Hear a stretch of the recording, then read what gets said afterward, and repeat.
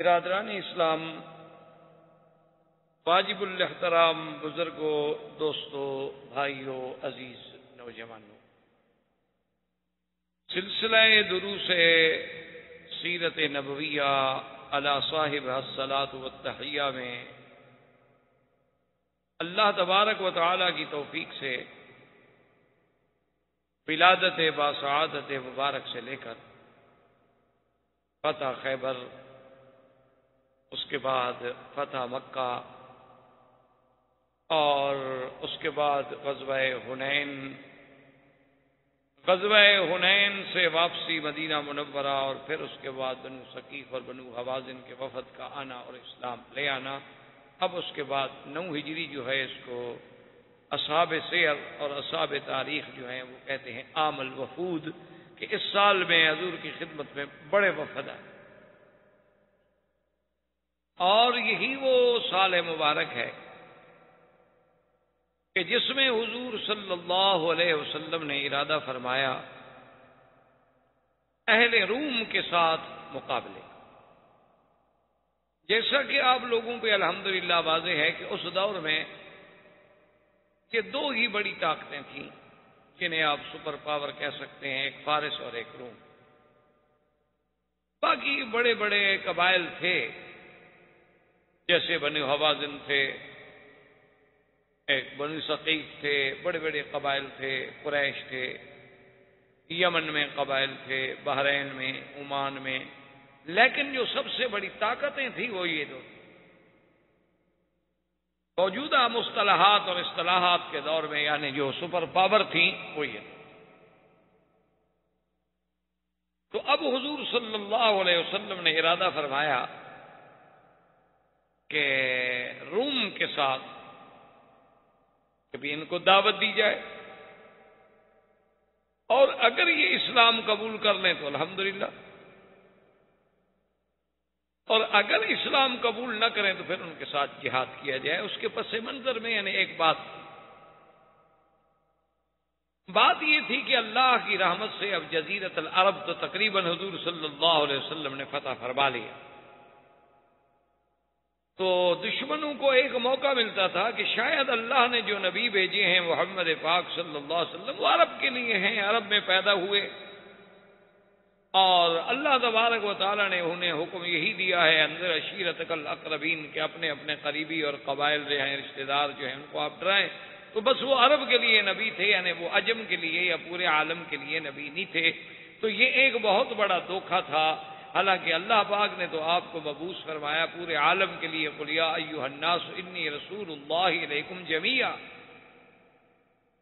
وما ارسلناک الا رحمۃ للعالمین،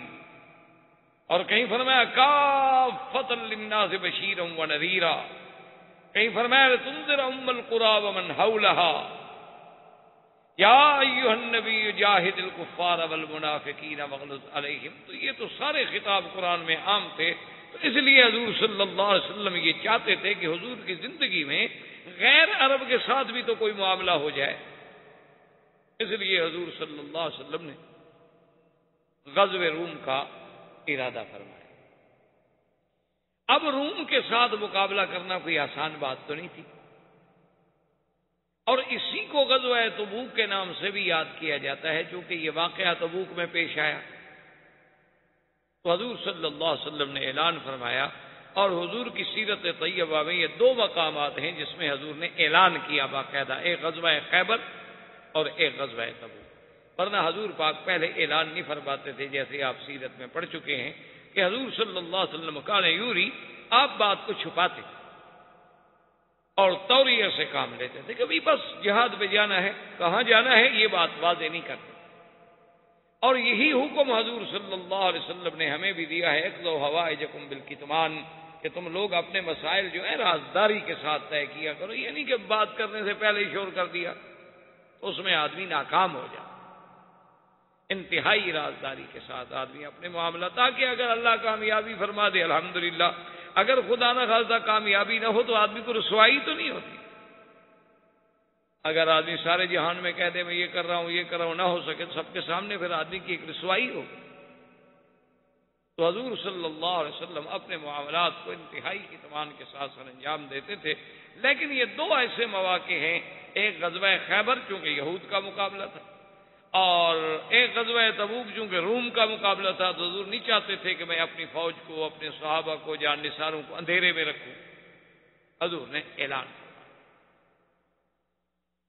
اور یہی غزوہ تبوک جو ہے، یہ جہاں عالم اسلام کی عظمت، سرکار دو جہاں صلی اللہ علیہ وسلم کی رفعت شان اور عظمت اسلام اور مسلمین کا باعث بنا، وہاں منافقوں کے لیے بھی یہ غزوہ جو ہے ایک ضرب کاری ثابت. کیونکہ جب حضور صلی اللہ علیہ وسلم نے اعلان کیا کہ بھئی ہم نے تبوک جانا ہے اور روم کے ساتھ جہاد ہے، اب جو لوگ منافق تھے وہ تو ظاہر سے اسلام لائے تھے، اندر تو اسلام تھا نہیں. انہوں نے کہا کمال ہے، روم کے ساتھ کون لڑ سکتا ہے بھائی، وہ تو اتنی بڑی طاقت ہے، ان کے بعد تو 2 لاکھ صرف فوج ہے، علاوہ ان کی آبادی کے، اور پھر وہ باقاعدہ فوج ہے، منظم، مرتب، ٹرینڈ. یہ نہیں ہے کہ کوئی لڑا کے جوان ہیں، بس 50-100 آدمی ہیں تو بہادر ہیں بس لڑ پڑیں گے. وہ تو باقاعدہ ایک نظم ہے، ان کی فوج ہے، ان کا بادشاہ ہے، ان کے وزارت دفاع ہے، ان کے جنرل ہیں، ان کے کمانڈر ہیں، ان کا نظم ہے. یہ مسلمان ان سے کیسے لڑیں گے؟ اب وہ ظاہر یہ بھی نہ کہہ سکیں کہ ہم نہیں جاتے، لہٰذا وہ بہانے بنائیں، حضور کی خدمت میں آ جائیں، یا رسول اللہ ہمیں تو بس بڑا دل چاہتا ہے آپ کے ساتھ جانے کے لیے، لیکن یہ مجبوری پڑی. حتیٰ کہ ایک شخص تھا جد بن قیس، شاید آپ کو یاد ہو، یہ وہی آدمی تھا جو صلح حدیبیہ کے موقع پہ جب بیعت کا وقت آیا تو یہ اونٹ کے پیچھے چھپ گیا، انہوں نے بیعت نہیں کی. تو جد بن قیس جو ہے اس کو اور تو کوئی بہانہ نہ بنا، وہ حضور کی خدمت میں آیا اور کہنے لگا کہ یا رسول اللہ صلی اللہ علیہ وسلم، آپ نے اعلان فرمایا ہے روم کے خلاف جہاد کا، جنگ کا، اور روم جو تھے یہ بنو الاصفر کہلاتے تھے، اور ان کے آنکھیں جو ہے نا یہ پیلی تھیں بجائے سیاہ ہونے کے، ہلکا یلو کلر تھا. تو کہنے لگا حضور میں نے سنا ہے کہ روم کی عورتیں جو ہیں بڑی خوبصورت ہوتی ہیں اور بڑا جمال ہوتا ہے، اور میں ایک ایسا آدمی ہوں کہ میں ہر چیز سے صبر کرتا ہوں، لیکن عورت سے مجھ کو صبر نہیں ہو سکتا، اور اگر میں وہاں چلا گیا جنگ کے لیے اور وہاں کی خوبصورت عورتیں میرے سامنے آ گئیں، میں گناہ میں مبتلا ہو گیا، میرا تو دین خراب ہو گیا. یہاں میں نے مدینے میں کم از کم اپنا دین تو بچایا ہوا ہے، اس ڈر سے میں نہیں جاتا، ورنہ میں چاہتا تو ہوں کہ میں چلوں. اگر آپ چاہتے ہیں کہ میرا دین اور میں فتنے میں مبتلا ہو جاؤں تو میں تیار ہوں. حضور صلی اللہ علیہ وسلم ٹھیک ہے نہ جاؤ. اسی طرح کئی منافقون نے آ کر حضور صلی اللہ علیہ وسلم کے سامنے بہانے بنائے، جن کے بارے میں اللہ نے قرآن میں بڑی تفصیل سے ان واقعات کا ذکر کیا کہ فاللہ عنک لما أذنت حتی یتبین لک الذین صدقوا وتعلم الکاذبین. محمد عربی صلی اللہ علیہ وسلم، اللہ نے آپ کو معاف تو کر دیا، لیکن آپ نے ان کو کیوں اجازت دے دی؟ آپ ان کو اجازت نہ دیتے تو بات کھل جاتی نا. آپ کہتے کہ نہیں چلو، اب آپ نے بظاہر تو اجازت دے دی، ان کے بعد تو بہانہ ہاتھ آ گیا کہ جی ہم نے تو اجازت دی ہے نا حضور صلی اللہ علیہ وسلم سے کہ ہم جنگ پہ نہیں جا سکتے. اللہ نے فرمایا میرا بدنی ہے جو آ کر آپ سے بہانے کر رہے ہیں نا،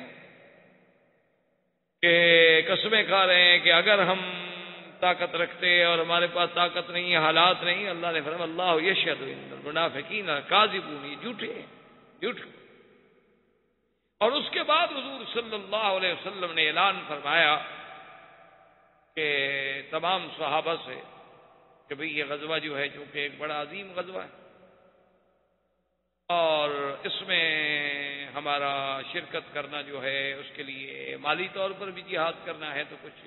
چندہ جمع کیا جائے، جس سے علماء نے حضور کی سیرت سے یہ سبق حاصل کیا ہے کہ ایسے مواقع پر مسلمانوں کا چندہ کرنا جو ہے یہ بھی سنت ہے رسول اللہ، کسی دین کے کام کے لیے چندہ کرنا یہ شریعت میں حرام نہیں بلکہ سنت ہے. شرط یہ ہے کہ آگے اس کا استعمال جو ہے وہ پوری ذمہ داری کے ساتھ کیا جائے، ورنہ بذات ہی چندہ کرنا عیب نہیں ہے. جیسے لوگ بعض کہہ دیتے ہیں دیکھو جی مولوی مدرسوں کے لیے چندہ کرتے ہیں، یتیم خانوں کے لیے چندہ، یہ تو سنت رسول ہے. ہاں اگر کوئی آدمی چندہ کرنے کے بعد غیر ذمہ داری کا ثبوت دیتا ہے اور مال میں خیانت کرتا ہے تو الگ جرم ہے، وہ تو اگر آپ ایسے بھی خیانت کریں تو جرم ہے.